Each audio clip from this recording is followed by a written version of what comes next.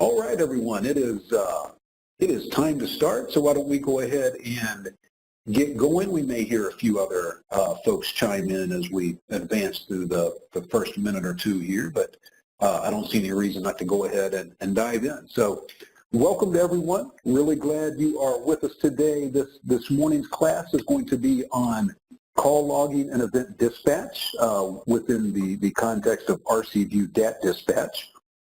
A couple of quick notes before we get started. To mute your phone, I know it's kind of different from one conference call to another. On this particular conference call, *1 is the sequence of keys that allows you to mute and unmute your phone. If you don't have a separate mute capability on your phone, you can use *1. It's always good to be muted until such time as you might have a question.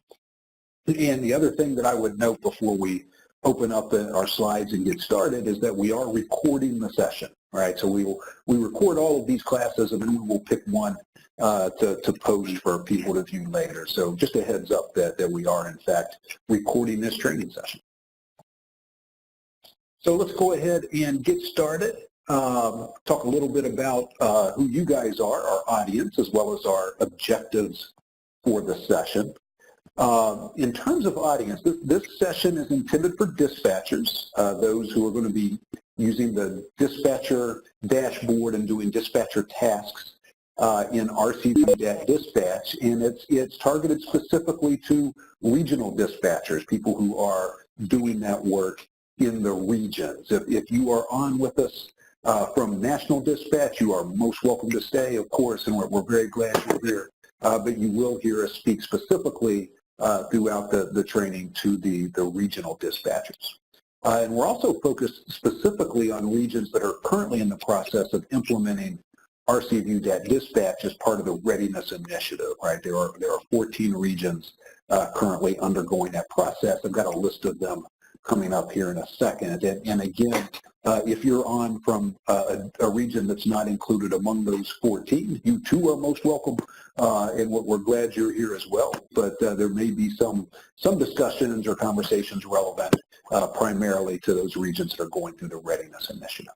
Okay, so that's in terms of the audience, that's where we are. Here's what we're hoping you guys are going to be able to do at the end of this session with, of course, the help of reference materials and other training tools. So we're hoping you're going to be able to go into RCView dispatch and create new event records. Okay. Also, ensure that a duty officer acknowledges a new event. That's a really critical part of the dispatcher role, is making sure that handoff to a duty officer is accomplished.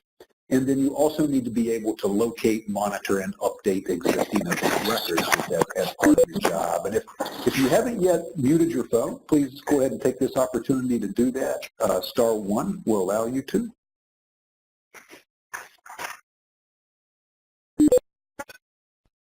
Okay, I think what I'm going to do is I'm just going to go ahead and mute everybody. So hang.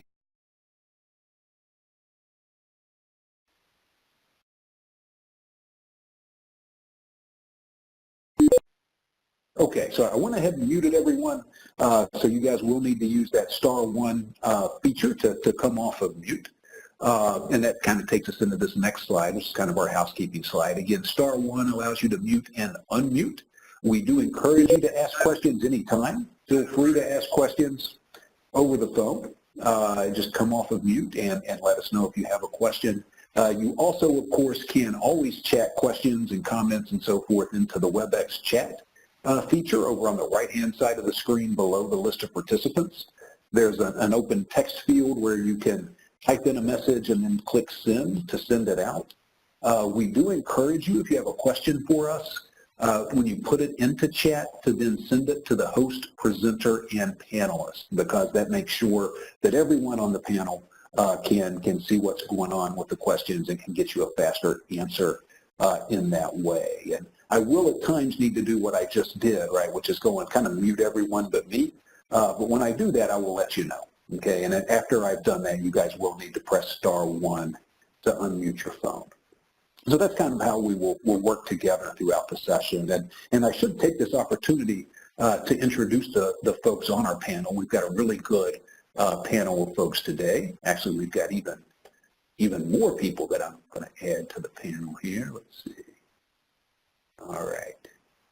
Holy cow! It's a cast of okay, great. So we've got on our panel from Disaster Cycle Services. We have a couple of representatives. Anna Caldwell is on. She is the leader of the RCView DAT Dispatch deployment team and work, and so we're very happy she's here. We also have with us Mary Waller from the National Dispatch team, who's a very experienced dispatcher and knows a ton about the system and the processes behind dispatching. And also from the training team, we've got Arnold Ferguson and Derek Boone, and all of these panelists are here to help you during this session. So it's a great idea to send those questions over via chat or also to just come off of mute and let us know what's on your mind. A few more kind of logistical things. One is about course credit. We're happy to give credit in EDGE to those of you who complete the class today and who are also registered through EDGE. If you are attending with someone else, sometimes people will kind of join in groups. If that's the case, go ahead and let us know. Send in a chat and let us know who all is watching or joining the session together so we can be sure to get credit as appropriate to registered people. So we will take care of that. Just let us know if anybody else is there with you. And hopefully this is kind of just to give you a warm fuzzy that we do have training materials for you guys. We've got a job tool that covers these tasks. We've got these training slides are posted. We've got a video that gives you background information on the DAT dispatch workflow. We also hold office hours twice a week where you can get questions answered. So we've got a lot of additional resources for you. The expectation is not that you attend this class and you remember every word that was said. We've got, obviously some reference materials and other training tools for you. And at the end of class, we will show you where they are. I just want to tell you this at the start so that you know that they exist and are available to you. And this is just that list that I promised earlier. These are the 14 regions currently undergoing the infrastructure lane of the readiness initiative, and they're deploying RCView DAT dispatch. If you are from one of these regions, take a look at the column on the right where you can see the implementation lead or leads for each of these regions. The implementation leads are really important points of contact for you. They can answer questions for you. They are critical to getting the user permissions you need in the system, and they can point you to materials. They may be able to access materials that you cannot and share them with you. Okay, so go ahead and take a look here. We have had a change in Maine. Larry is no longer the implementation lead there, and I think if you are on from Maine, send us a note in the chat, and Anna will be able to tell you who the new implementation lead is for that Maine region. Clara told me last night, but I forgot. So we can get you straight if you're from Maine and need that information. Hello. Oh, hey, how are you? Hi. Sorry, it wouldn't let me into the chat. I kept trying to get in, and it kept denying me to get in. My name's Elizabeth Hummel. I'm finally in the chat now. Okay. Well, welcome, Elizabeth. We're glad you're here. Thank you. Okay, so let's go ahead and get started. What we're going to do is I'm going to give you just a quick introduction to call logging and event dispatch. We're obviously going to get into the nitty-gritty and do a field-level creation of an event record. But before we get into the weeds like that, what I want to do is give you just a sense of the workflow and a little higher level view of what's going on with the dispatch and dispatcher process. So let's go ahead and do that. So this is our DAT dispatch workflow, and it starts in one of two ways. One way that the DAT dispatch workflow may start is that a duty officer takes a call directly, right? Like maybe the fire department or a client contacts the duty officer directly. Maybe a front desk staff person transfers a call directly to a duty officer, and that duty officer talks to the client, talks to the fire department, and creates that event record in RCView DAT dispatch. And that is one way that this kicks off. that is not the kickoff point we're worried about today. Okay, we're worried about the other way that the dispatch workflow can start, and that is with a dispatcher taking the call and creating the event record. Okay, so you guys are all on. We're focused on regional dispatchers. You guys take the call, create the event record, and then you ensure that a duty officer is notified of the event. And we, of course, will talk a little bit more about how you do that and the different ways that that may occur. So we're worried about this top part of the workflow. There's an alternative way for it to start. Either way, at this point, kind of in the middle of this graphic, a duty officer is aware of the event and has ownership of the event. That duty officer is going to determine if the Red Cross will respond. And if we are, then that duty officer is going to activate a DAT response. Okay, so at a really high level, that's what's going on with our DAT dispatch workflow. And you guys as dispatchers are right up here with this kind of red chevrons up in the upper left-hand corner of this graphic. This is where you're doing your work. Okay. So a little bit more detail around that. We'll start with the types of calls that you guys as regional dispatchers enter into the system, okay? Because it's not the case that any time the phone rings that regional dispatchers are going to create an event in RCView or create even a call record in RCView DAT dispatch. You're going to create records in the system only for calls that are related to an emergency or where a potential client may need Red Cross assistance. Okay, if it's a call where someone is, offering to help, maybe they want to make a donation, or they want to become a volunteer, or maybe they're looking for a health and safety class, or SAF information, or maybe they dialed the wrong number. Under those circumstances, you're not going to be creating a record in RCView DAT dispatch. You're going to be creating event records, right? Calls that are related to an emergency or where a potential client may need Red Cross assistance.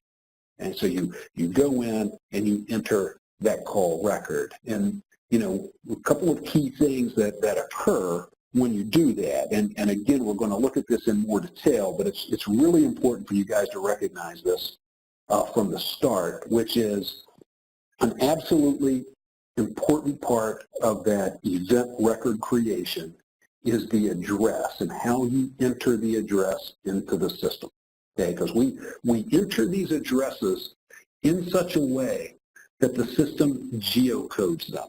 Okay, and that just means it identifies a latitude and longitude for that location. It knows precisely where on Earth that event has occurred, and it can place that event on a map.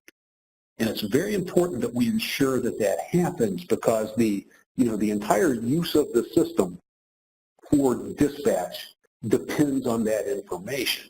Because what that allows, if the system knows that event address and knows precisely where on Earth the event occurred, then it knows the county that the event occurred in, it knows what DAT response territory the event occurred in, and because it knows these things, it can identify the appropriate duty officer schedule. And because it can identify the appropriate duty officer schedule, it can identify the likely duty officers for this event. Okay, so the system can go from a geocoded event address to identifying who the duty officers are, at least who the duty officers on call are, so we can start getting one of them to accept responsibility for the event. But in order for it to do that, it has to have that geocoded event address. Okay, and again, we're going to look at that in a little more detail later in class. We'll get down to the nitty-gritty on that piece. So this is just a picture of a duty officer schedule to give you a kind of sense of what the duty officer schedules look like. You've got people who sign up as on-call, as a duty officer, as a backup, as a reserve, DPS, DTM, and on down the line through the RDO to the DDB and the DDE. And the idea is, we're first going to try to contact the person who's signed up for a shift as a duty officer. If we can't get them to accept the event, then we go to the backup, and then we go to the reserve, and so forth. And these little blue blocks are just shift blocks where people are on call. And you can see there's a now line indicating, right now, who is on call. And so everywhere you see this orange line intersect with a blue shift block, those people are on call. Okay, so you put the address in, the system can find the duty officer schedule, therefore it knows who's on call and what order they should be contacted regarding accepting the event. Okay. All right. And so here's a question that's come in. Awesome. So let me share this question and answer. And I would ask you guys, this one came in just to me, which is fine. But please do send your chats in to the host, presenter, and panelists, because that'll just, everybody on the panel will see the question and you'll get a faster answer that way. But this question is, if a person calls in with no address but a zip code, is that okay? You know, we're going to talk a little bit later about what to do in cases where you cannot enter an address that the system recognizes, okay? But you're at least at a minimum, in order for the system to geocode, you're going to want to have a city, state, and zip code. But remember, at the end of this process are DAT members responding and going out to a particular event location. So if the person doesn't have some sort of an address, they're not going to know where to go, right? So we are going to need an address, even if it's one that the system doesn't recognize, one that the client, the fire department, that somebody can give us. If all they can give us is a zip code, sure, we can enter a record in the system, but at the end of the process, that DAT team isn't going to know where to go other than to go to that zip code to respond. Okay, so I hope that makes sense. If not, if you have a follow-up on that, feel free to come off of mute.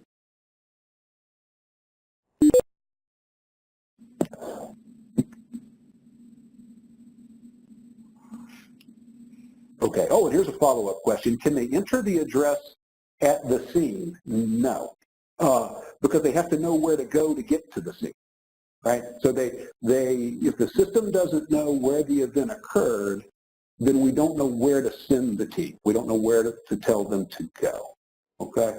So if they get to the scene and the address needs to be updated or refined, that can happen, right? But again, the event record that we enter, the end game is that address is telling the DAT members where to go, okay? And so in order for them to know where to go, they're going to need an address. The absence of an address or just a zip code is not going to work.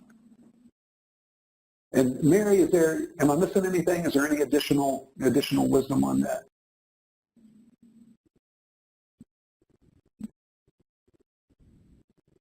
And you might have to press *1 to come off of mute, Mary. Hey, sorry. I think you covered pretty much everything. Okay, cool. Thank you. Thank you. Just wanted to be sure. Okay. All right. So can you have the caller call back with the address? Sure. You know, if they don't know what the address is, you can certainly ask them to call back. If they can give you the city, state, zip code, you can kind of start the process off. But you probably don't even want to save your event record until you have some sort of an address, okay? Because it doesn't do anyone any good until an address is available. All right, awesome. So once you've done this work, right, you've created that event record and the system's geocoded that event address and it's identified the duty officer schedule. Those duty officer schedules are going to have one of two notification types. And this is going to be important. Remember, the second half of what we're talking about is making sure that a duty officer takes responsibility for an event. So these notification type might be automatic or it might be manual. So if it's, and I think I'm going to have to turn off the background noise here.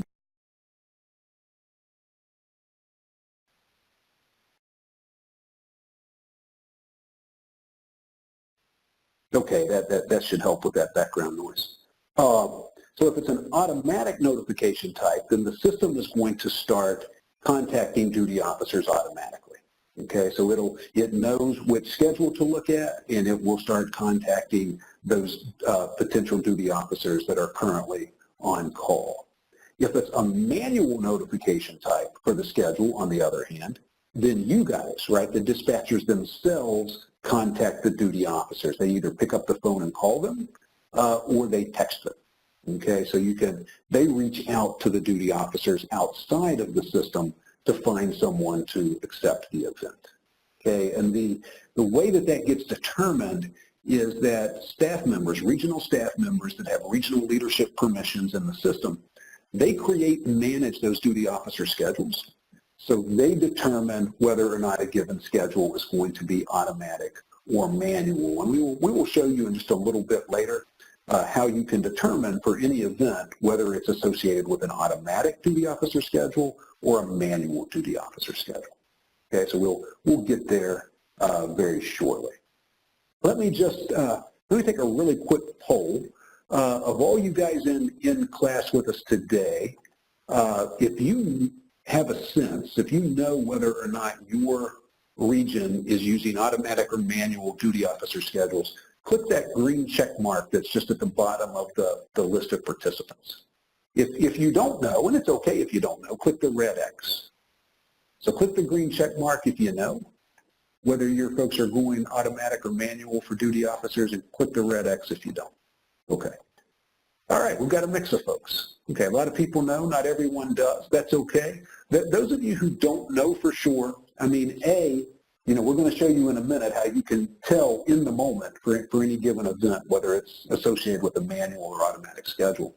But you can also talk to your implementation lead, and they should be able to give you a sense of whether you guys are going automatic or manual. Okay, excellent. Thanks for that.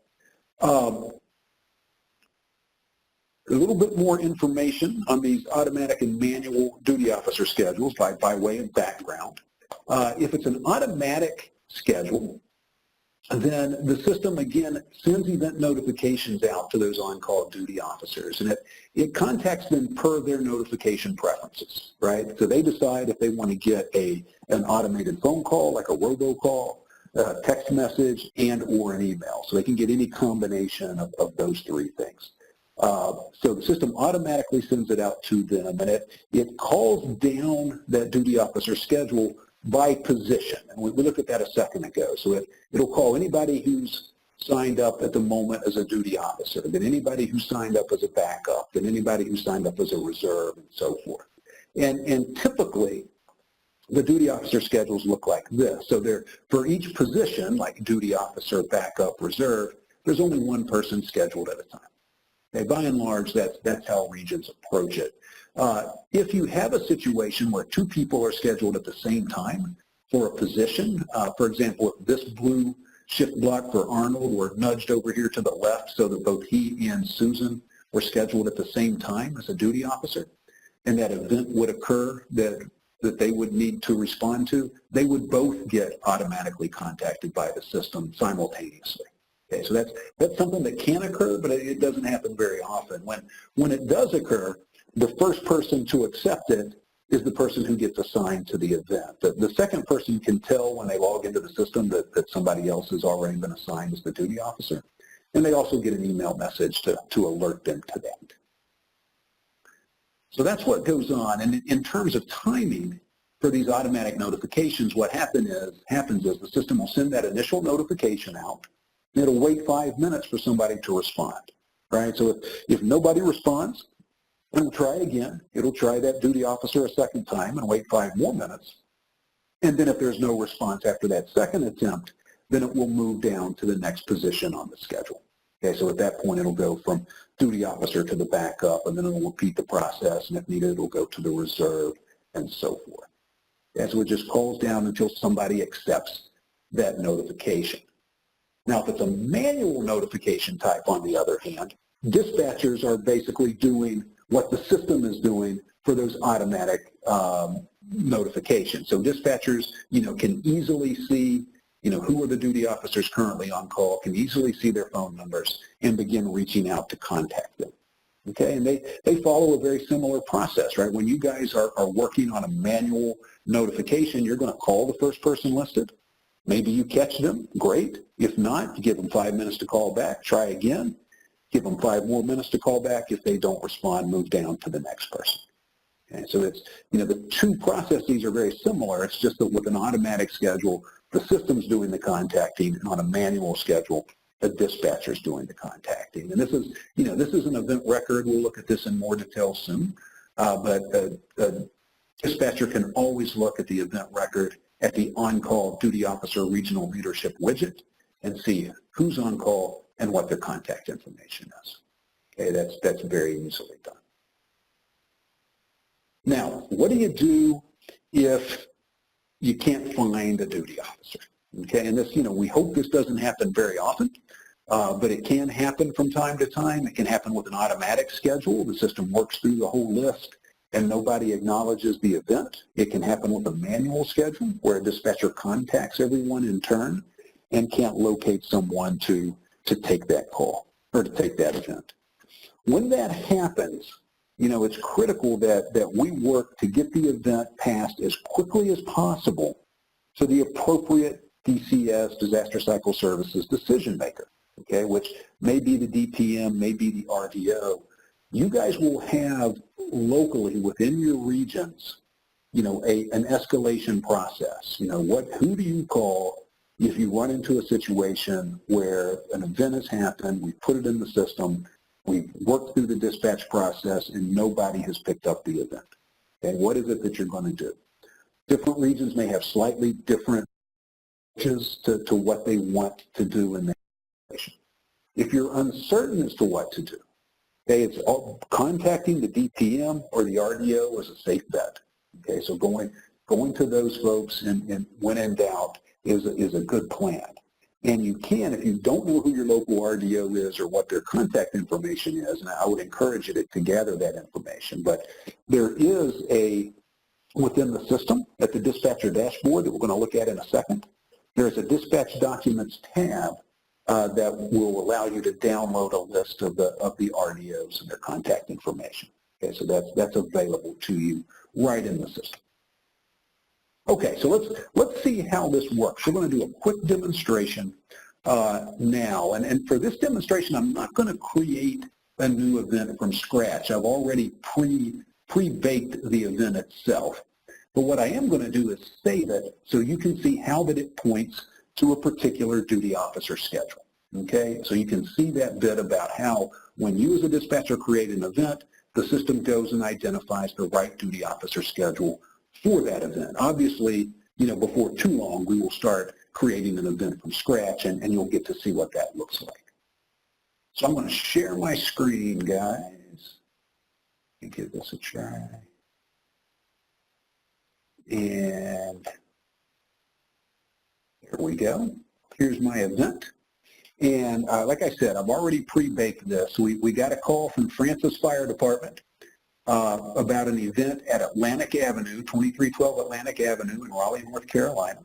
Okay, this call came in from an agency. It came in from the Wake County Fire Department. Okay, Red Cross action is required. We think that the client's going to need food, water, short-term sheltering. We need an immediate response. It's a single-family fire, okay, with one unit affected, one adult, 2 children. Okay, and down here we've got some client information. Clarissa Caller is on the scene. Okay, so I've got this address that was entered carefully and was geocoded, and now I'm ready to complete the process of creating this event. So I'm just going to go down here to click OK to save this event. So I click OK, and you guys are seeing my email. Sorry about that. Let me go here. There we go. All right. And so we're going to let the system recognize the fact that I have created that event. So here I am. You can see the call has been saved. I get a note to that effect, a pop-up. And here is that record, okay, 2312 Atlantic Avenue, Raleigh, North Carolina. So I'm going to open that event up for you guys. And you can see, it's done an automated dispatch to the duty officer schedule. Based on that address that I entered, it identified the Wake County, North Carolina duty officer schedule. Okay, and we've got some duty officers currently on call. Andy, Arizona is on call as the duty officer. Derek December is the backup, and Arnold Ferguson is the reserve. And I'm actually getting a phone call right now, so let me kind of deal with this. I've got a text. I am going to reply affirmatively that I do want to accept this record, or accept this event, sorry. So I just answered with a text response. We've got to give the system a minute to register my response. That one thing the system does when you save a record or do a transaction is very often it kicks off what we call a workflow. It kicks off some processes in the background that have to complete before we see the results of something. So that, my showing up as the duty officer may or may not show up immediately, but it will show up in just a minute or two. And so I can come over here to the record. I'm just going to open this record up and see if it's recognized Andy, Arizona yet as the duty officer. Not just yet. You can see these fields are still empty, so let me cancel, give it another minute or two here. Okay, I think we're good now because I see the event status has changed. We'll talk about that in more detail in a moment.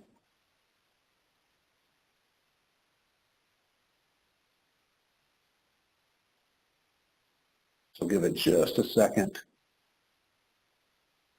And you can see now, because I answered affirmatively to my text message, you can see that the system knows that Andy, Arizona is going to be the duty officer. It's got my phone number, the date and time that I said I would take the event, and it's assigned the event to me as the duty officer. Okay? So sort of the big takeaway from this demonstration is that I created an event. I was careful about the address. Because the address was entered in such a way that it was geocoded, the system could identify the right duty officer schedule. It therefore could identify who the likely duty officers are. And in this case, it was an automatic schedule, so it started calling down the list to identify a duty officer. And I happened to acknowledge it, and then the system assigned me to the event as the duty officer. Okay. So what I want to do now, I want to take a quick break. So that's kind of the end of our introduction. The next thing that we're going to do is start looking in more detail at how to create an event record. Do you guys have any questions based on what you've seen so far? Feel free to press *1 to come off of mute or to send us a chat.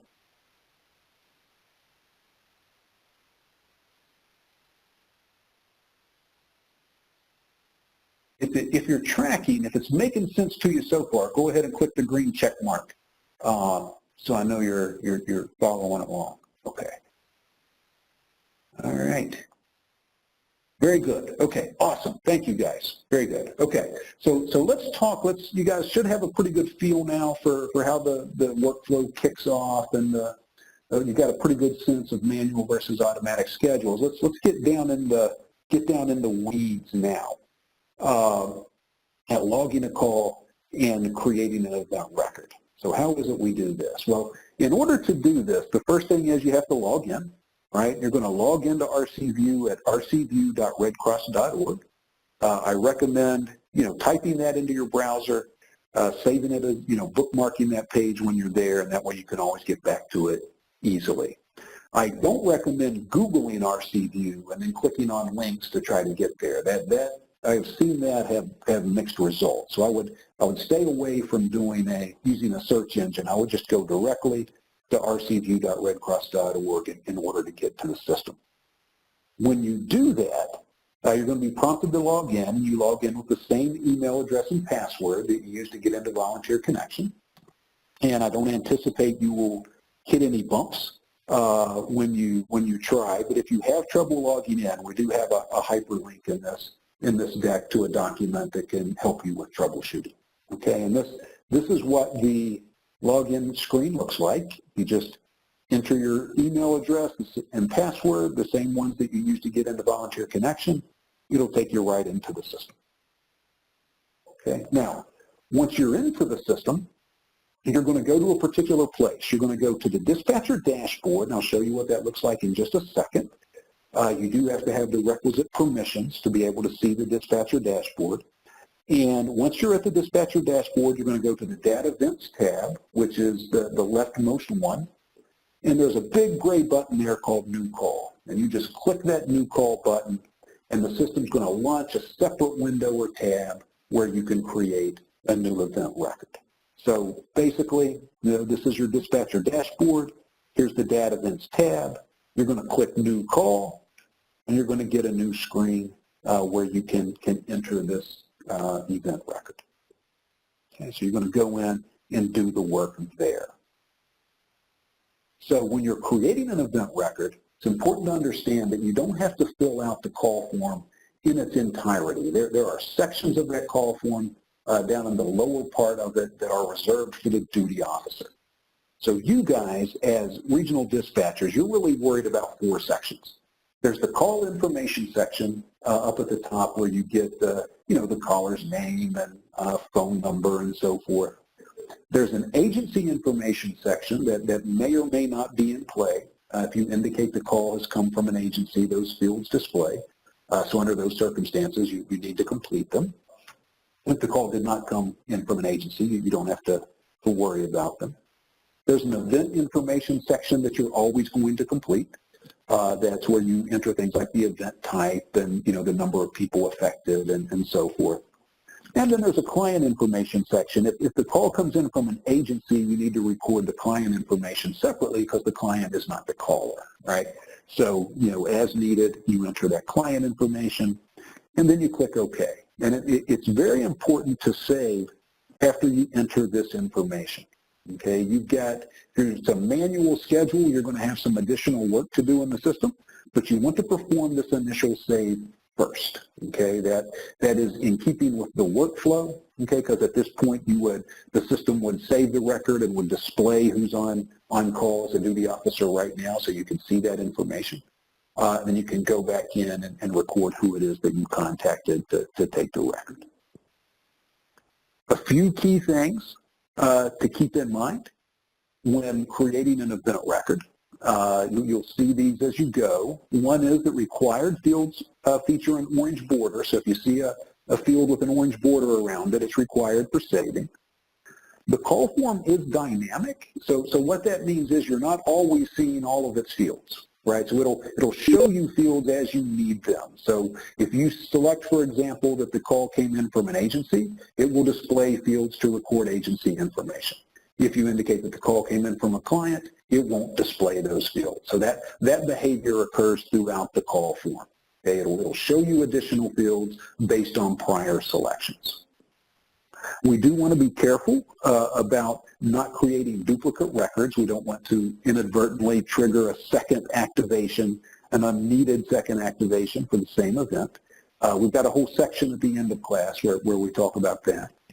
We want to be sure the system geocodes the address, and you're going to choose yes at require Red Cross action. Okay, there's a field require Red Cross action. It's a question. And you guys are going to choose yes because we're only putting events into the system as regional dispatchers, and that signals to the system that this is an event. Okay, the system by default is going to classify things you enter into the system as a call, but if you say that Red Cross action is required, it's going to treat it as an event. And the key to that is saying yes at the require Red Cross action field. And one last thing to keep in mind, this is a little counterintuitive, and so we want to call it out here. When you say that require Red Cross action, when you say yes, the system displays a dispatch received by field.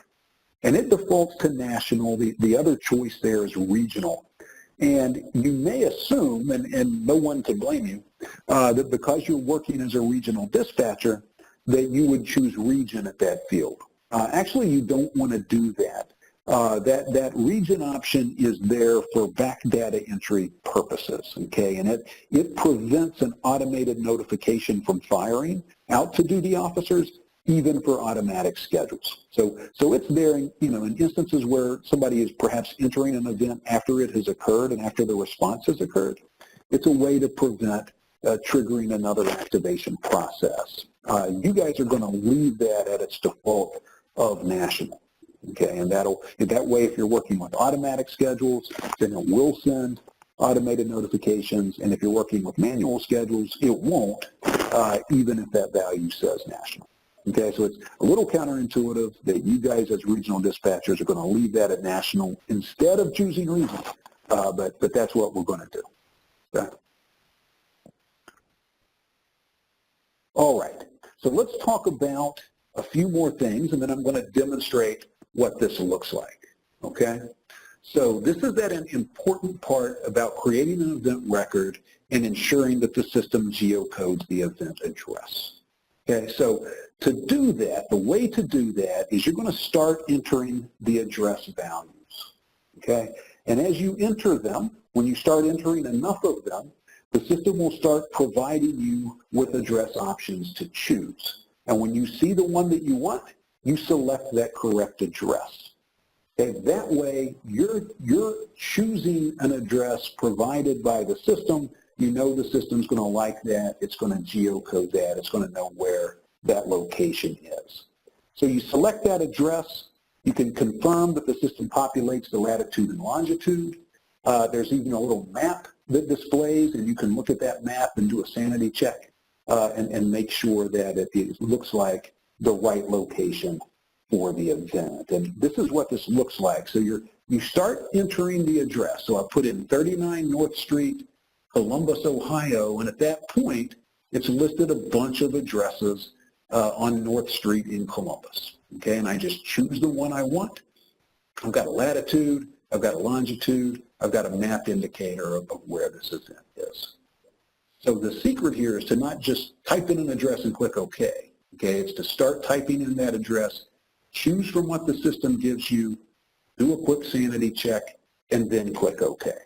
Okay, and again, this is, getting this event entered correctly is key to the whole process. So taking an extra, second or two here to make sure you get it right will save a lot of time downstream if the address is entered incorrectly. Okay, so taking your time, making sure you nail that is a good way to go. Now, and I referenced this in response to a prior question. If you run into a situation where the system does not recognize the address you're entering, right? So you're talking to the caller, and you're entering the address that they're giving you, but it's not giving you any options down here. Like the system is saying, I don't know what you're talking about. Okay, when that occurs, there's a couple of steps that you can take. The first thing that you can do is go to Google Maps and look for the address, because Google Maps may give you the standard address. The client or the caller may be giving you the address as they know it, but maybe they think of it as Honeywell Street, but it's actually Honeywell Avenue. Or it used to be called, when their whole lives, it was called Route 23, but it's recently been changed to County Highway 12. So you can go out to Google Maps and do a quick sanity check. It may give you the standard address. Then if you enter it, then the system will recognize it, right? And you're on the phone with the person, so you can work together to get to perhaps that standard address. So that's your first line of defense. If you do that and you're still unable to get the right address, you're unable to get an address that the system recognizes, what you're going to do is enter the city, state, and zip code, okay? Select the corresponding value from the list the system generates, and then that will allow the system to geocode the event, right? City, state, zip code, you can select what the system is offering. It'll geocode for you. So that will help the system identify the right duty officer schedule. But the duty officer, and in turn, the DAT members, are going to need to know where to go. Okay, what's the specific address? So you can record in the dispatcher notes the full address as provided by the caller. So you can enter in the dispatcher note fields, this is the address that the caller provided. but the address that you entered for geocoding purposes was just the city, state, and zip code so that we can ensure that the system geocodes and points to the appropriate duty officer schedule. Okay? So that's how we work with addresses and make sure we get them into the system. Okay? All right, so I'm going to do a demonstration now. So you may have any questions before we dive into a demonstration. Yes. Okay, what's your question? Hi, this is Tina from Northwest Georgia. I just wanted to say that they will run across some of these address changes, or I have here in rural Georgia, because the 911 may have one address or one number of the street, but when you put it into your RC view, it may show, you may come up with another number. Yes, I don't know if everyone will have that problem, but I do have that problem sometimes here. Okay, okay. And did, oh, go ahead, please. I didn't mean to interrupt. I'm sorry. Normally what I do is put in the address for my responders that the person says, because normally that's how the street is going to be laid out, rather than how 911 has it laid out on a map. So that's just something that I've run up against. No, well, yeah, thank you for that. I mean, so it's important, and I hear you. It's important to have an address that the responders are going to recognize and know where to go. And that can always go in that dispatcher notes field if necessary, because it's also important that the dispatch in that event address field be the geocoded one that points to the right schedule, right? Because if it doesn't point to the right schedule, then we have no idea who the duty officers could be. Yes. Thank you.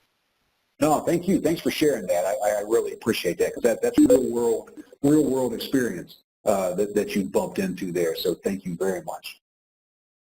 Does anybody else have? I see there's a question here. When should you put in the apartment number? There is a place to put in the apartment number here, level, unit, etc. So I think you can put that in as needed.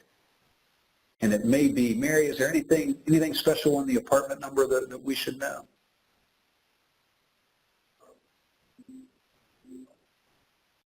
Hey, so I would put the apartment number in after you've selected from the drop-down menu, and then so you can put in the initial information, have it pop up on the drop-down menu, select the item there, and then you can put in the unit number in that top left box. Awesome, thank you. Okay, yeah, so hope you guys heard that. So procedurally, do everything we just talked about, and then add the apartment number up here before you click OK. All right, perfect. Okay, so let's go ahead. Let's create an event. Let's dive in and do this. So let me share. And I talked earlier about that dispatcher dashboard. And so to get to the dispatcher dashboard, you're going to come up here and go home and select dispatcher. And if you hover over this home menu item and you don't see the dispatcher option, that means you need to be assigned the dispatcher permissions in the system, okay, so that you can work with your implementation lead if necessary. So that's your tell as to whether or not you have the needed permissions. Do you even have the dispatcher dashboard, okay? Now, really quickly, and I'm going to look behind the curtain here for just a second, I'm going to go and be regional leadership for just a second because I want to change this duty officer schedule from automatic to manual for the next demonstration. So give me just a second to do that. Oops, manual, yep, that's what I want. Save. Okay, so this is what your regional leadership folks do. Okay, that's taken care of. Thanks for your patience on that. So now I'm here as a dispatcher, the phone rings, okay, I realize that this is an event that I'm dealing with, and I need to record this record in the system. Okay, so I'm at my dispatcher tab, I'm at my dispatcher dashboard. Here, by the way, is that dispatch documents tab that I mentioned earlier where the RDO list lives. but I'm going to come over here to DAT Events, and I'm going to click New Call. This button also exists here under the DAT Calls tab. I think you'll spend less time there, but it is in both places. Doesn't matter which one you click. And when I click it, you can see it launches a new window. Okay, so I'm just going to expand this so you can see everything. This is the call form. Lots of stuff going on here. We don't see all of it immediately because remember there are dynamic fields that only display depending on prior selections. And remember, you're not responsible for the entire call form. Okay, there's stuff on here that's dedicated for duty officers. So under this call information section, and we'll talk more about this duplication check a little later, but under this call information section, you can see the date and time of call. It defaults to right now. Okay, so you're entering these in real time, so you'll typically leave that alone. You can adjust the time if you need to. And you're going to enter the caller's first name and the caller's last name. Okay, I'm going to put in Francis Fire Department and pretend this is a call from an agency.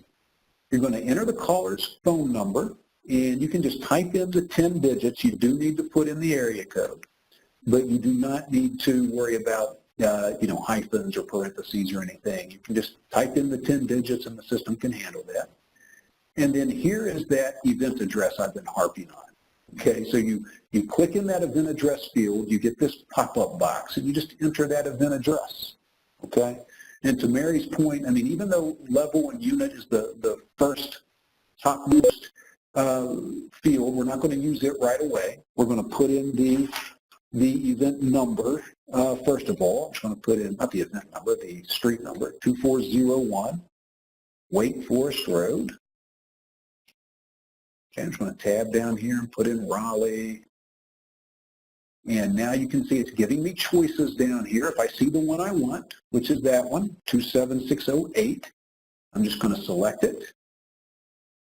Okay, and now I've got a latitude, I've got a longitude. I can look at this map and see if that's looking like a good location. You can even zoom in and out on the map to get a feel for where you are in the world if you want to do that. That looks like Wake Forest Road to me. I think I'm in good shape. Okay, at this point, if I needed to put in an apartment number, I could put it in up here in that unit box, and I click OK. And now I've entered that event address. Okay, and so I can feel good that that's going to be geocoded, and we're going to be all right on that score. Here I can change the caller's primary language from English if I want to. If there's a phone extension in play, I can record that. And here's the nature of call. You guys are typically going to be choosing reporting an event, caller needs help, because that's what we're creating in the system as regional dispatchers. Next, we've got the type of caller. And when I choose agency here, notice that I get agency information. If I choose client here, I do not, right? Or if I choose, landlord, I do not. So that's that dynamic piece that I was talking about. Based on one choice that you make, other fields may or may not display. So in this example, I'm going to choose agency. I have to complete some agency information. Here are those orange borders I was telling you about for required fields. So for example, caller rank and title is not required, but agency type is. Okay, so I'm going to choose fire. If the caller has an identifying number, you can enter that if you like. The agency name, I'm just going to put in Wake County Fire Department. If there's an incident number from the agency, you can certainly enter that. On-scene contact, yes or no, right? If you choose yes, you get additional fields. So maybe our on-scene contact is Captain Pam Sullivan, and her phone number is 919-555-6622. And you record that agency information. Still have some call information to complete. If you know a cross street, you can certainly enter it. If you know a neighborhood name, you can certainly enter that. Has the caller called before about this event, yes or no? Are they expecting a callback or an ETA, yes or no? And then that critical field that I mentioned earlier, require Red Cross action. Okay, so to make this an event record in the system, this has to be yes. Okay, otherwise the system's going to treat it just as a call, and it's not going to dispatch it to anybody. Okay, so require Red Cross action, yes. I'm going to leave dispatch received by as national, unless I'm doing back data entry. Scroll down a little further. Here's that dispatcher notes field if I needed to put in an explanation about the address or maybe give some additional address information. I can certainly enter that here. And under assistance requested, what is it that they're looking for? What kind of assistance? And start that list. Is immediate action required? That will typically be yes, but you can set it to no if necessary. What's the event type? It's a single family fire in this case. When's the event date and time? If you choose today's date, it'll just choose right now as the time. You know, the caller, if you know the event happened, you know, earlier in the day, you can adjust that time. What's the structure type? Are we doing canteening, yes or no? How many units are affected? How many adults? How many children? How many pets? And so forth. As you work down this series of fields, the number of, you know, your number of units affected, you're always going to have a value, and typically number of adults will have a value. But the rest of these, you know, there may or may not be children or pets or fatalities or injuries. If there are no pets, for example, you can just leave it blank. You don't need to put in a 0. Okay, so you can, no pets, no fatalities, no injuries, you can just leave those blank. Our special medical needs required. And then there's a Greater New York field just for them because they have to do some special reporting to the city. You can just leave that alone if you're not in Greater New York. And then I'm almost done. A little further down here, because this call came in from an agency and that the caller was the person from the fire department, I don't have any client information. So I want to record some client information. We'll say that this was Carl, client. Who called. Carl's phone number is 919-555-6611, and Carl's currently on scene. Okay, so now I'm ready to create this event record and save it. Notice there's more stuff happening here. There's this dispatch to the region section, but I'm not worried about that right now. I'm not going to complete that until after I do an initial save. There's other stuff down here that's relevant to the duty officer, not to me. Okay, so for initial call creation or event creation in the system, you're going to click OK. You're not going to go any further down than client information. And I'm just going to click OK and let the system run its workflows. And so now the system is, you know, we will see this event appear here at my dispatcher dashboard at the Data Events tab. May not show up right away because, again, the workflows have to occur. The system auto refreshes every minute. You can kind of, if you get a little impatient, you know, you can always refresh your browser, and that may cause the event to appear. And so, you know, see now the call has been saved. It's found a duty officer schedule, but it's a manual duty officer schedule, and we knew that, right, because I made that change a few minutes ago. And here you can see the event is listed right here at the dispatcher tab. Okay, and this tab shows you these events in chronological order, the most recent at the top. That's the default view. So after you create an event and you come back here to your tab, it'll pop up either at or near the top, right, depending on how many other people are currently creating events in the system. So I've gone in now, and that's what it's like to go in and do that initial event creation. So what we're going to talk about next is manually dispatching this event out to a duty officer. But let's pause and catch up with questions. Does anybody have any questions we haven't addressed yet that we can get addressed for you? I have a question. Okay, sure. Sorry. I'm always a little bit confused when I'm manually entering. If I have a fatality, say I have 2 adults, and one of those adults was a fatality. Do I put 1 adult and one fatality, or 2 adults and one of those was a fatality? Okay, I'm going to hypothesize, and then we'll ask Mary to give us the truth. So my hypothesis is you would put 2 adults and 1 fatality. But Mary, what's the right answer on that? Hey, I would say the same, but I'll check with the response team and see what if they agree with that. That sounds about right. Okay. Awesome. Okay, so we think that's right, but we're going to get a hard confirm from the response folks. Do you ever feel a need maybe to show that the fatality might have been a child rather than an adult? Well, you always have, if you think that's important to convey to the team that's responding, you can always put that in the dispatcher notes. Go back to your notes. Okay. Yeah, yeah, I think that would be the appropriate place to put that. Thank you. Oh, no, great questions. Thank you very much. And then here's another one. Do you put lot numbers for a mobile home park in the same place as the apartment number? My best guess on that would be that's the right place to put it, because it's kind of, that's identifying the mobile home within the park in the same way that the apartment number identifies an apartment within a building. So I'm going to say yes to that, and Mary will jump in if that's bad info and correct us. But thank you for asking that. I agree with that. That sounds good. Cool. Thank you. Awesome. All right, I got a question. Okay. This is Dave from Kentucky. Hey, Dave. All right. If you get called out to an apartment fire and you have to physically put in for every apartment that's affected, or can you just do one apartment at a time?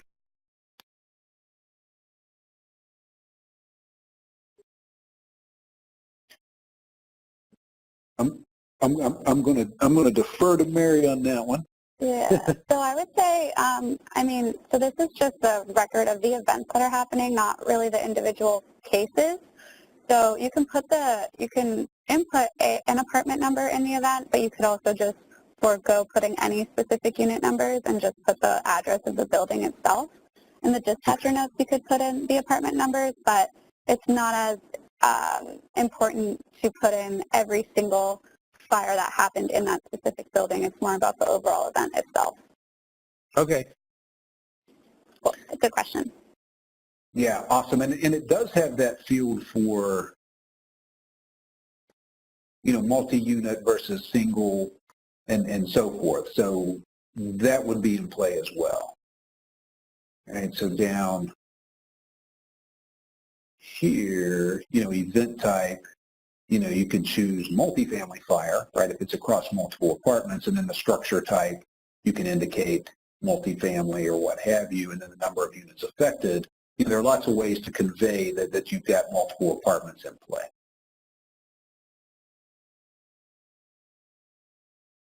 Okay, awesome. And I think I just did all that without sharing, so I apologize. But I did look out at the call form to confirm that those fields are there. And yeah, we are covering duplicate entries later. We sure are. So we're going to get to that, I promise. Okay, thank you guys for the questions. Those were great. Let's take the next steps on this one, which is, we're working as dispatchers. We've now successfully entered our record in the system. Okay, but now we've got to do the work of making sure that a duty officer accepts the event. Okay, so how do we do that? How do we manually dispatch an event to a duty officer? So we're going to see our event listed at the Data Events tab. Right there at the Data Events tab, there's a Notify column that will tell you if that event is related to an automatic or manual schedule. So you can, even before opening the event record, you can look at this Notify column and see if it's going to require a manual dispatch or not. Okay, so if it says manual over here in the Notify column, then you know that it's your task to start working to contact a duty officer. Okay, so you'll start that work. And what you're going to do is you're just going to double-click on an events listing from that tab to open it up. And at the on-call duty officer regional leadership widget, okay, that appears at the dispatch tab for an event listing, it's going to list for you all the duty officers that are currently on call, and it's going to list for you their contact information, right? So you're just going to start that work of calling down the list. So you're going to call the first person. If you don't get them, give them 5 minutes to call back, try them again. If they don't call back in 5 minutes for the second one, move on to the next person. So you move right on down the line. Here is what this looks like. So I've got the event record open. I'm at the dispatch tab, and right here you can see who's on call, you can see their contact information, and you can start calling down the list. Okay, now, once you found somebody to take an event, okay, then you've got a little more work to do in the system, right? Remember that first demo that I did, and that was an automatic schedule, and I accepted the text message, and we saw some stuff auto-populate in the dispatch to the region section of the call form. If it's a manual dispatch, you've got to go in and enter that information, okay? So you're going to go to the records, you're going to click the edit button to open it up, scroll down to dispatch to the region, and then you're going to indicate the contacts tried, just indicates how many people you had to try before you found somebody. And then for the duty officer who was taking responsibility for the event, you're going to put in their first name, last name under positive contact, put in their phone number, and the positive contact date and time. Okay, when did you reach them? And that's really important because that value not only allows us to measure, how long it took from receiving word of an event to having a duty officer identified for it, but it also allows the event status to change from dispatch to requested, okay, because the event status kind of moves through a certain progression, and that allows that progression to continue. So once you've entered that information in the dispatch to the region section, you click OK, and that'll save your updates.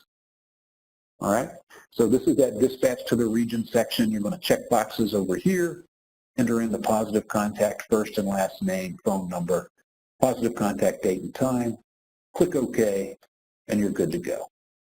So let's take a look at that piece. So I'm just going to share again. All right, so let me go back to my dispatcher dashboard. Okay, here's my new event, 2401 Wake Forest Road. A couple of things looking at it here at the Data Events tab of my dispatcher dashboard.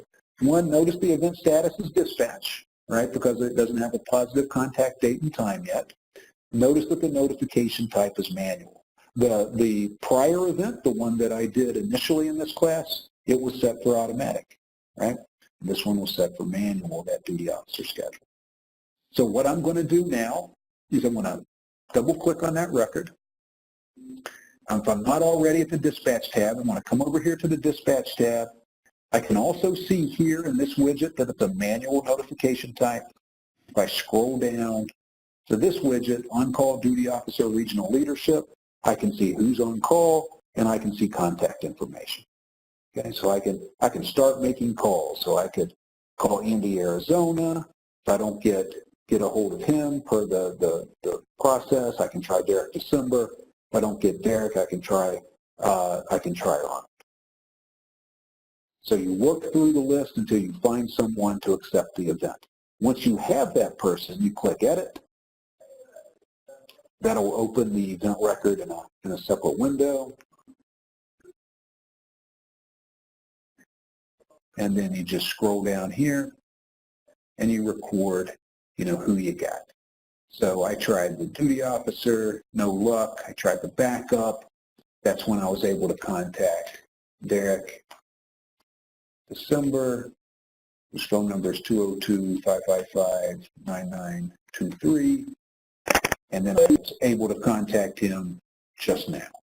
And so I can just choose today's date. It'll put the current date and time in, and I'm good to go. And for a manual dispatch, that's all you need to do. The duty officers will note themselves as assigned to, and the rally point is not relevant to dispatchers. It's relevant to duty officers. Same with duty officer notes and all this information down here.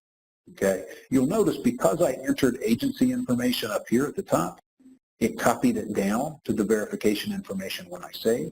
But you as a dispatcher don't need to worry about response information, event status information. You really don't need to go south of this dispatch to the region section. So I'm just going to click OK. That's going to save my changes. And because I've entered a positive contact date and time, we should see that event status change from dispatch to requested. Okay, so let me go over here to event tracking. It has saved what I've done, and I now have a status of requested. Okay, and if I go back to the dispatch tab and I can also scroll down over here. Sorry, I got tongue-tied there for a second. And I can also see that event status over here. If I'm patient with myself. Give me just a second.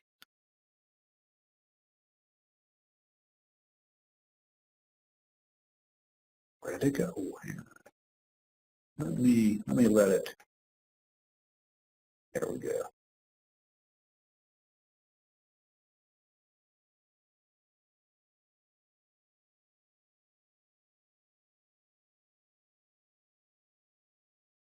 Oh, that was my problem. I needed to scroll down further. Sorry about that. There you go. You can see here that it's gone to a status of requested. So we've done a successful dispatch out to a duty officer, and we've recorded that successfully in the system. Okay. So so far, you guys have seen an event get created. You've seen a manual dispatch go out to the system. Let's talk a little bit now about, well, a little bit more information on manually dispatching. Sorry about that. Here's the information you're going to share. When you do a manual dispatch to a duty officer, here's the information you're going to give. The caller's first and last name, their phone number, the event address, the event type, the date and time, the requested assistance, and any agency-related information. So that's the information you're going to share, over the phone with your duty officer. And of course, if you're unable to find a duty officer, you're going to follow the previously described process, the previously described escalation process. All right. So what about automated dispatches? Okay, obviously, when you do a manual dispatch, because you're calling people directly, you know whether or not someone has accepted the event or not. But for an automatic dispatch, the system is contacting people. So how can you as a dispatcher know whether or not someone has acknowledged, has picked up an event as a result of an automatic dispatch? And that's what this next section is about. Okay? So if it's an automatic duty officer schedule, and therefore the system's automatically trying to contact duty officers, you've got to monitor the event to see if someone acknowledges and accepts that event as a duty officer. Okay, and there are just multiple places where you can do that. One is the automatic dispatch logs. Okay, and we'll show you where all these places are in just a second. But the automatic dispatch logs are really helpful because they show you each communication out from the system, like the system attempts to contact Arnold, and then it will track whether or not Arnold responded, and if so, how he responded. It will enter, for example, that Arnold Ferguson acknowledged the event via SMS text.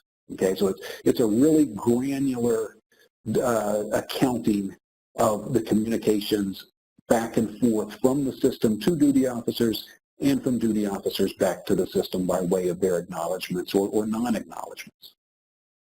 You've also got that dispatch to the region section on the call form that auto-populates with those values. You guys have seen that when someone responds to an automated notification and accepts an event.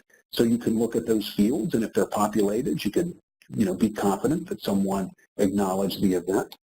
And then there's also the event status. We just looked at it in relation to a manual dispatch, but you can do the same thing for an automatic dispatch, right? And if you see that event status change to requested, then you know that someone has acknowledged that event because that auto-populates that positive contact date and time value. So you got lots of places you can look. Here are the automatic dispatch logs. This is the dispatch tab of the event record. Down at the bottom lower right-hand corner of that screen are the automatic dispatch logs, and you can see again, communications out from the system and acknowledgments back or non-responses back from duty officers. So that's a good place to watch what's going on. You can always open up the call form, go to that dispatch to the region section, see if these fields have auto-populated or not. That's a great place to look. And then you can also see the event status at the event tracking tab that says requested. You know someone has in fact accepted the event. And as I showed you, I struggled a little bit because I wasn't scrolling down far enough, but you can also see that at the dispatch tab of an event record. If you scroll down far enough, you can see that event status information there as well. So let's take a look at this in the system, and what I'm going to do another quick demonstration for you guys. And if you'll forgive me, I'm going to again be regional leadership for a second, and I'm going to change that schedule we've been working with back to automatic for this one.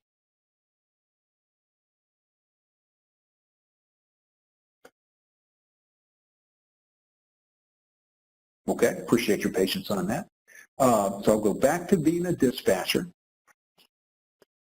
And, we'll do a couple of things here. First, let's go look at the first record we created today, which was an automatic dispatch. Here it's listed as this 2312 Atlantic Avenue record. And, just looking at it here at the Data Events tab, I know that a duty officer has accepted this event because A, it's got a status of requested, and B, a duty officer is listed here in the duty officer column. Okay, so for automatic schedules, the duty officers who accept get automatically listed here. So that's a great indicator for me. But just so you can see some of those other places that I talked about, here at the dispatch tab, if I scroll all the way down, look over here on the right are the automatic dispatch logs. And you can see it automatic dispatch to the region initiated by the dispatcher. It sent out a first attempt to contact the duty officer, and then Andy, Arizona acknowledged receipt via SMS text. Okay, so you get this level of detail that the automatic dispatch logs. And obviously if it has to go on and the first person doesn't respond, then it has to try again, and then they don't respond and has to try another person, all of that gets recorded in those automatic dispatch logs. And so that information's there. Event tracking can show me that it's requested. Okay, at the dispatch tab, if I scroll down far enough, I can see whether or not it's requested.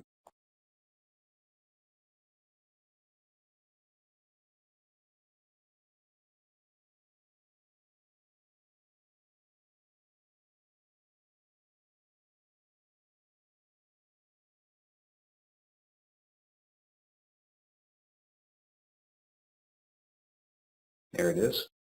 And I can always open the event up and look at that dispatch to the region information. So I can click Edit.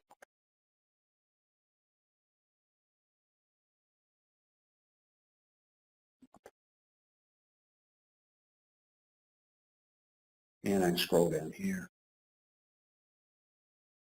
And if this stuff is populated, then I know somebody has responded, has acknowledged the event. Okay, so what I want to do now is I just want to do another event for you so you can get a second look at that. And we will kind of watch the automatic dispatch logs on this one to see what happens. So I want to go back to the dispatcher dashboard. I'm going to click New Call. This call I'm going to do as a client calling in, so you can see the difference between a call directly from a client and an agency call. I know you typically get calls from agencies, but I want to show you this client one just in case. So I'm going to come down here and enter the caller first name. So we will say that this caller is Sam client. Sam's phone number is 919-555-7722.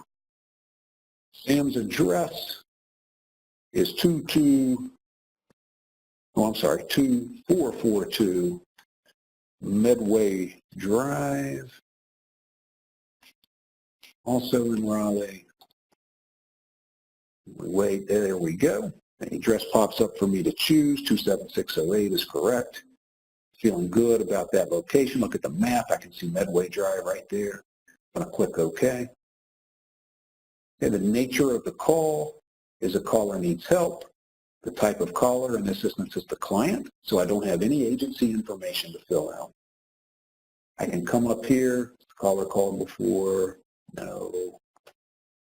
No. Require Red Cross action? Yes. Okay. What kind of assistance are they requesting? Okay, what's the event type? Date and time.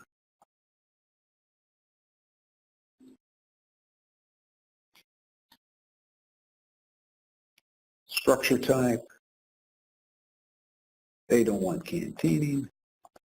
1 unit affected, 2 adults, 2 children, no pets. Okay, we're okay here. We'll say no special needs. Okay, and now I don't need that, a difference between when the agency calls and when the client calls themselves. You'll remember when the agency called, I had to fill out the agency information here, and I also needed to enter client information here. If the client calls directly, you don't have to enter this client information because the system will auto-populate it down based on the caller information, okay, because I've chosen client as the type of caller. So at this point, all I really need to do is come down here and click OK. Okay, so I've got that event in the system. Okay, it's not showing up here immediately. I might get impatient because we're in class and want to refresh. Now the call is saved. Okay, that's the one I just created, 2442 Medway. Okay. You can see it's listed here. I haven't got a message yet that the automated dispatches has kicked off.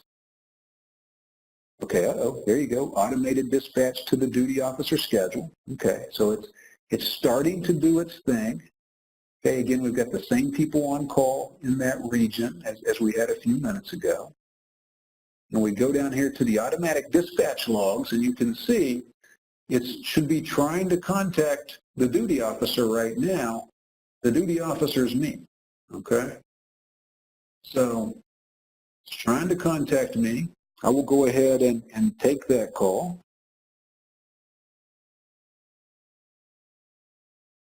Actually, I'm going to do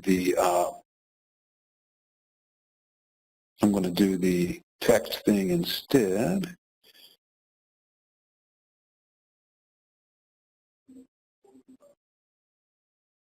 Okay. So I just replied via text. It'll take a second for the system to recognize that. But we can kind of sit, in real time, keep an eye on these dispatch logs, and eventually we will see this thing update with the fact that I respond.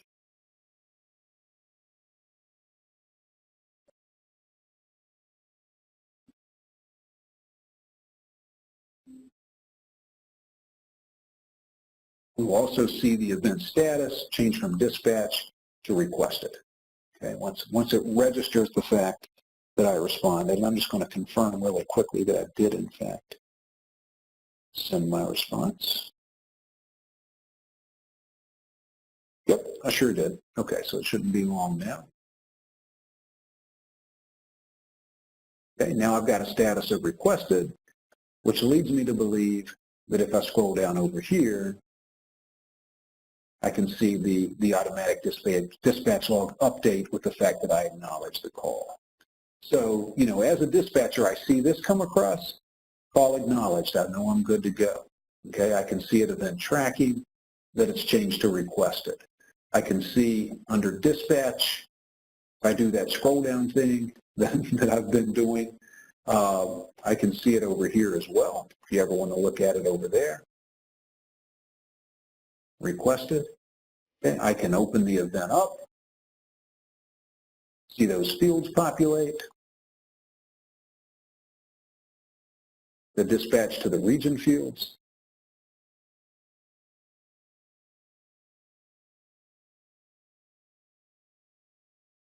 Okay, that's another indicator that we're good to go.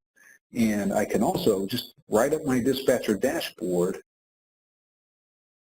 for automated schedules. It'll even list, I can see the requested status, and I can see who the duty officer is.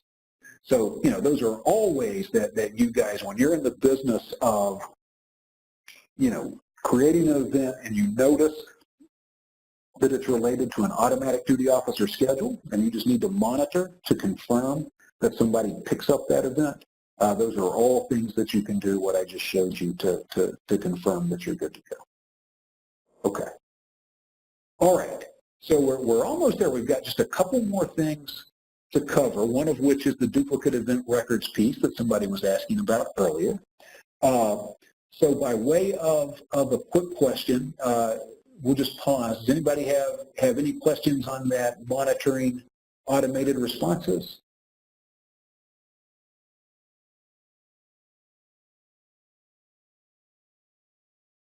Okay, I think we're doing all right.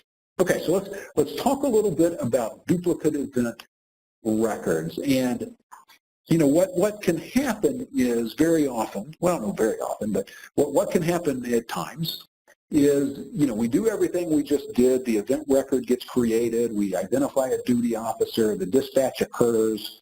And, you know, we go out and we help the client. And all the downstream stuff happens in RCView.dispatch. But then you might get a call back in relation to that same event, okay?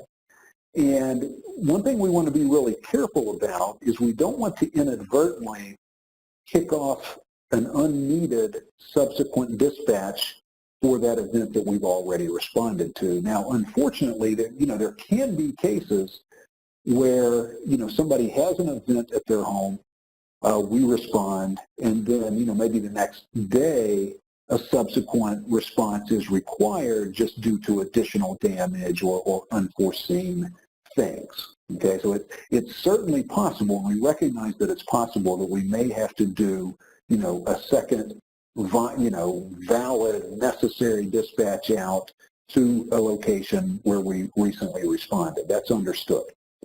But we don't want to kick off an unnecessary second response when in fact it's the client calling back with a question or to provide additional information or something along those lines, right? And so that's where being able to identify duplicates and work with them is an important skill for you guys as regional dispatchers to have.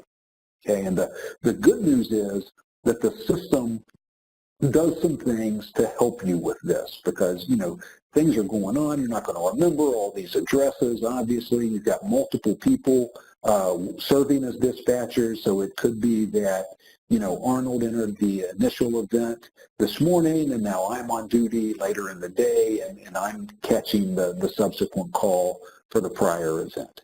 So the system does some things to help you guys, and what it's doing is as you're entering information into the call form, it looks at things like the caller's name, the caller's phone number, and the proximity of the event address to existing records.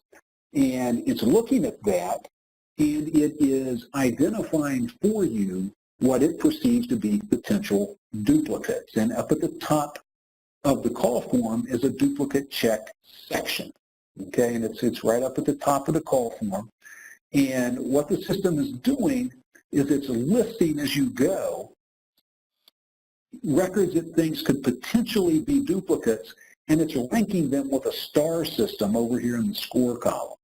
So the more stars you see, the greater likelihood you have of a duplicate record being in play. So when you guys are creating these event records, it's important to keep an eye up here on the duplicate check, okay? So if you see a bunch of stars, and you know it'll get up to 1 star maybe if it recognizes the name. You know, lots of people have the same name. It'll bump it up to 3 if it recognizes the name and phone number. But you know, if you're getting call after call from the same fire department, that's not going to be an unusual situation. But then if it also has real proximity to an address, you'll see that number of stars kick up to 5. Okay, so you can keep an eye up there, see if you're at risk of creating a duplicate record. If you think you might be, what you do is you double-click on that existing events record up there in the duplicate check section of the call form for the call that you're currently working on. And that does something you may not expect. It opens the event record that you would expect, but it doesn't open it in a separate window or anything like that. It actually opens it back in your browser tab where you were working with RCView, right? So you're in RCView, you're at your dispatcher dashboard, you're at the data events tab, you click new call, it opens a new window, you think you see a duplicate, you double click up at the top in the duplicate check section, it opens that event record, but it does it back at the screen where you click new call. Okay, so you can go back there, take a look at that event, and determine, and you're still on the phone with the person, so you can gauge whether or not you're talking about the same event in the same location, and if you are, you can determine whether or not a subsequent response is needed or not. Okay, so if you realize that the record you're creating is in relation to an existing event, you're actually going to check the box at that duplicate events listing at the duplication check section of the call form. If you look carefully, it's really hard to see in the screenshot. You'll see it better when I do a demonstration. There are check boxes by all these event listings. So you can say this call that I'm working on is in relation to this event, and you can check the box. And so that tells the system what you're doing. And what will happen is when you save, the system will actually list each of those records at the duplicates tab of the other. Okay, and we'll talk about more in a second. But you'll check that box, then you'll continue to create and save the new record. Okay, if another dispatch is needed, you're going to require Red Cross action to yes. Otherwise, you're going to set it to no. And you can use the dispatcher notes. It says call notes here. I think dispatcher notes field to further relate the new record to the existing one. And so you can make any notes there that help people tie those things together. And after you do all those steps, the new record gets listed at the duplicate tab of the existing record, and the existing record gets listed at the duplicates tab of the new record. Okay, so let's take a look at this. So we're gonna demonstrate this for you. I'm gonna share my desktop here, and we're gonna recreate. We're gonna kind of create a callback in relation to an existing event. Okay, so I'm going to do a new call. So I've picked up the phone, talking to someone, and I'm entering the information in the system. And the caller is, I don't know how likely of a scenario this is. We'll say the fire department is calling back in relation to a prior event. So this is Francis. Okay, first of all, here's the duplication check section. It's just listing stuff up here now. There are no stars. It doesn't have enough to go on yet. But as soon as I put in Francis Fire Department, that's a name I've used before. Let's watch what happens. It kind of resets up here, and now it's listing some records it thinks might be duplicates. You can see it's just got like a star and a little bit of a second. But I've had calls from Francis Fire Department before. Okay, I'm going to put in a phone number, 919-555-1122, and I click down here on the address, and let's watch what happens. Now the number of stars has gone up to 3. Okay, but at this point I'm not that concerned because this is the fire department. They call all the time. Okay, so this isn't that concerning to me. But now I'm going to enter an address that I entered earlier. Okay, so I'm going to put in that 2401 Wake Forest Road address.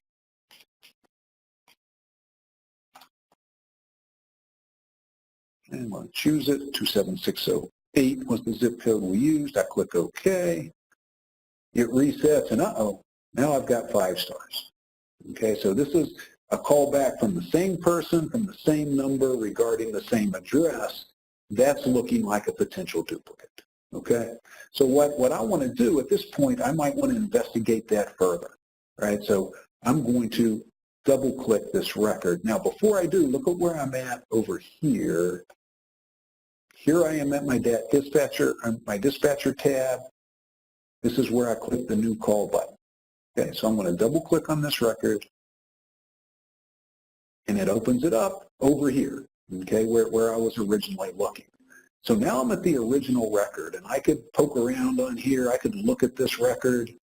I can open it up using the edit if I need to. I'm in conversation with the person. I can figure out what's going on, okay, and I can determine whether or not this current call is in relation to this prior event that occurred earlier today.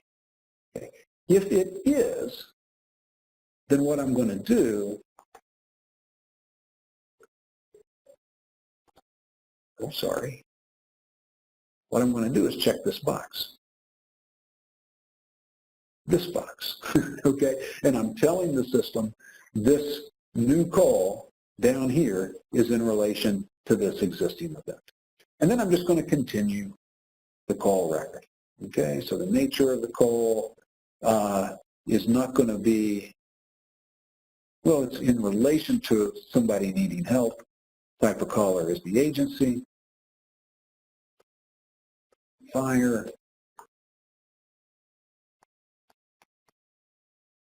No on-scene contact. But up here, in this case, Red Cross action is not required, okay? Because fire department called back with additional information regarding client needs. And maybe they need long-term housing. Okay? So from here, I can go down and just save, okay? Because there is no event information for me to enter because I left it require Red Cross action at no. Okay? So I can come down here, simply say, okay. And now I've got that listed. And so let's look at what's happening over here at our dispatcher tab. I've got a call saved. So for the first time, I'm going to go over here to the DAC call section. And I'm going to have to resort here. I'm going to resort by date and time of call so that the newest ones are on top. And here it is, my 2401 Wake Forest Road. This was my call record, okay?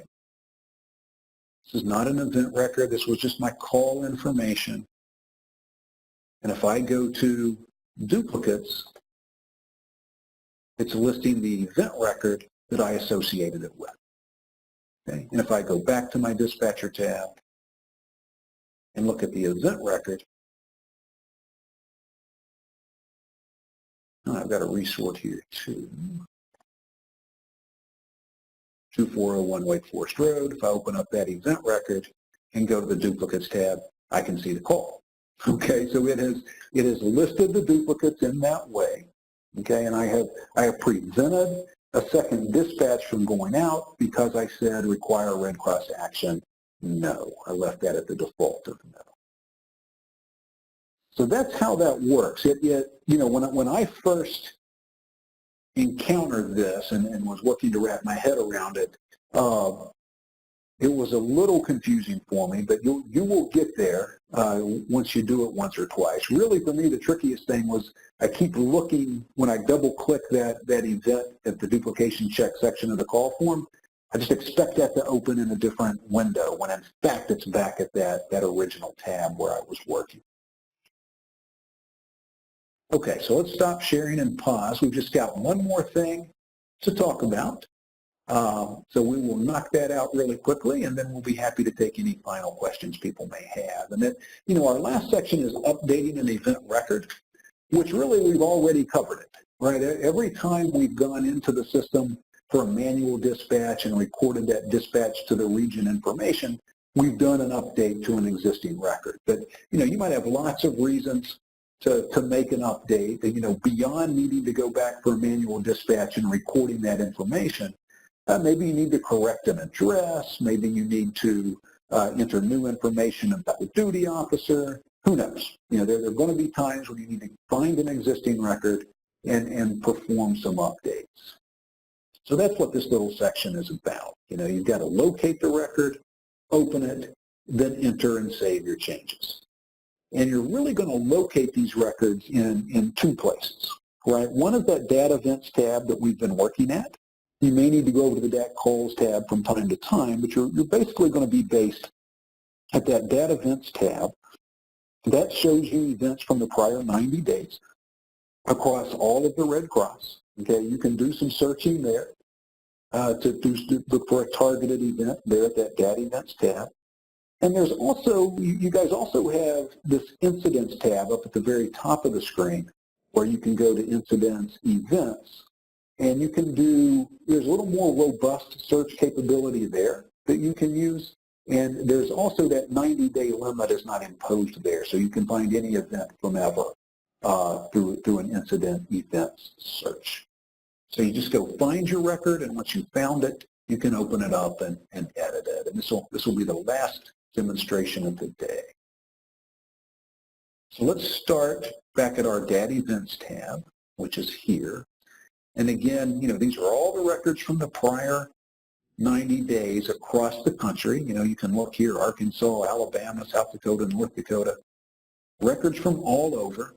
You can do searching here. So if you're in, like we're pretending to be for this class, if I'm in the Eastern North Carolina region, I only want to see stuff from North Carolina. So I can click on that Have State. I can change that to NC. I can apply user rules. And now I'm just seeing events from North Carolina. Okay? If I want to refine it even further, maybe I'm wondering why we've got so many canceled events in the system. So I want to go see how many we've got in North Carolina with an event status of event canceled. And check event canceled, apply that, and I can see all these canceled events. And the reason we have them is because it's the training environment, and we end up needing to cancel a fair number of them. You can do targeted searching here at the Data Events tab. You can also, go back to your default without any problem. Like I can get rid of that North Carolina without any problem at all. So you can do that targeted searching here. You can also look, by days instead of the default 90. And the other place you can search is up here under Incidents, Events. So you come up here, again, these are all the events ever in the system. So it's a high number of events and calls that are here, but you can do targeted searching here. So if for instance, I was interested in that first one of the day, that 2312 Atlantic Avenue, I could come up here and just go 2312 Atlantic and do a search, click go to search, and there it is. And I could open it up and work with it. You can also do searching based on these filters. This is powerful business here because you can choose a filter and then choose a filter value. So again, if I was interested in only events from a certain state or county, if I only want to see states from Wake County, North Carolina, I can choose county, come over here, click that folder. When you're working here, you can do, if you go under national headquarters, you can do searching based on division and region and so forth.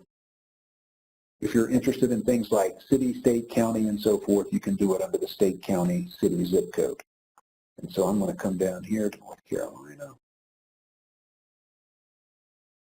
expand it. I'm going to come down here to Wake County.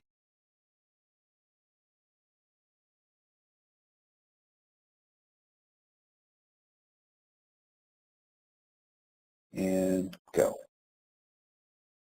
And so now I can see just calls from Wake County, North Carolina, calls and events from Wake County, North Carolina. You can have, multiple filters going on. If I only want to see single family fires, I can come down here and say from Wake County, show me only those of a certain event type.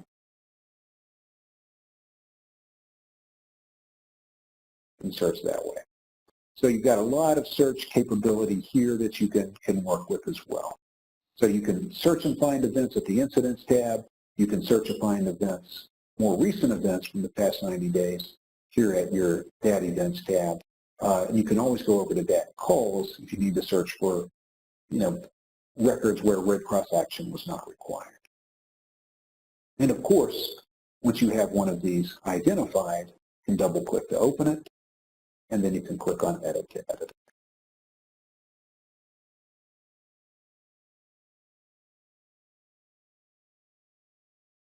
Come in here, make any changes that you might need to make.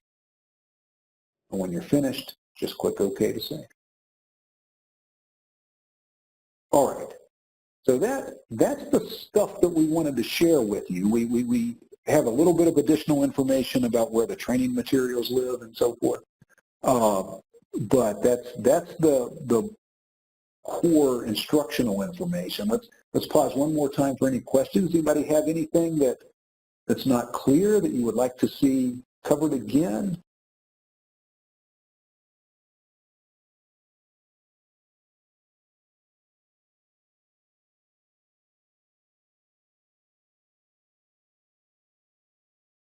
Okay, let's go ahead then and go ahead and wrap up. We do have a bunch of stuff available to you. We've got a job tool on call logging and event dispatch. It's detailed. There's a lot of information there. So we're going to show you where that is. I will also show you where these training slides live and where there's a video. If you're interested in what's going on downstream, after duty officers pick up the call, this video will introduce you to that and give you a sense of that information. And bear in mind that we do have office hours that we hold twice a week, and your implementation lead can help get you the information regarding those office hours if you would like to come and ask a question. Okay, and bear with us. We do update these training materials from time to time, but the stuff we have is right now is fairly stable. So go ahead and feel free to access and use it. Okay, here are your regions with the implementation leads. And, the implementation leads are important for a number of reasons, but one is that, for example, these training slides are posted to a SharePoint site, not to the Exchange. And you need a redcross.org email address to access the site. So if you do not have one of those, your implementation lead can get you the slides instead of your having to go get them. Okay, so your implementation lead's really a critical person for you. So let me show you where these live. To do this, I'm going to go over here. All right, so here's the Exchange. To get to the job tool, just go to the Exchange and look for RC View. You can execute a search on RC View. You can go to the DAT Dispatch Toolkit. And one of the documents listed here is called Call Logging and Event Dispatch. Okay, and it's it covers all the information that we've been talking about today. It is not written specifically for regional dispatchers, so it's germane for national dispatchers as well. And you can go down here and see information, right? There's background info. There's information about, duty officer schedules. There's information about workflow and effective call logging and putting in addresses. All the stuff that we talked about is covered here. So this should be a good tool for you. And then over at our RCView.dispatch SharePoint site, if you go to Documents and you go to Dispatcher, one of the things posted here are the training slides for call logging and event dispatch. So the same slides that we used in class are available for you here if you find value in those. Okay. The other thing I would mention, and in relation to your implementation leads, is they also have the information on our sandbox. So there is an environment where you can go as a dispatcher and practice putting in events. Okay, and that's an environment that's really good actually for practicing that initial event creation down through, if it's a manual duty officer schedule, entering that dispatch to the region information. It's not a great environment for some of the stuff that duty officers do because people can be working at cross purposes unknowingly, which can cause difficulties. But you guys can certainly practice in our sandbox. It's a good idea to go out to Google Maps first and make sure you've got some legitimate addresses to work with. And that way you can, get some reps on that event address entry with real addresses and feel confident about that. Okay, so having said all that, I think we'll ask for any final questions and then we'll be able to wrap up. Does anybody have any final questions at all?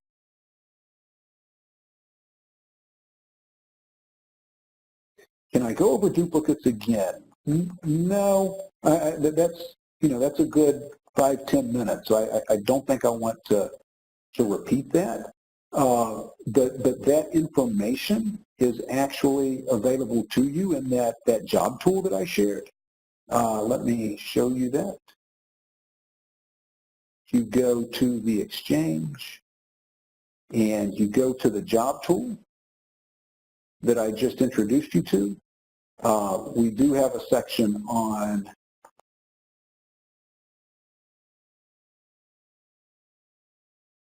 associating a call with an existing event, duplication check. So everything I shared with you a few minutes ago is available here in this document. Right? So if you run down to page 36, you'll be able to see all of that information. Okay? So check that out and you'll be able to get that info. The other thing I would note is we are recording these classes, so we will have a recorded version of the class available soon. So if you want that kind of review, that'll be available to you then as well.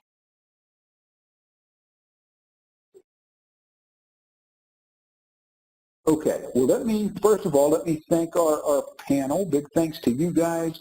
Appreciate all of your help today. And also to all of you guys who attended, thanks to each of you. We took a lot of time out of your day today, so thanks for your time. Hope it was well spent. And thanks for what you're doing in RCView Dispatch. We appreciate all you do. Thank you.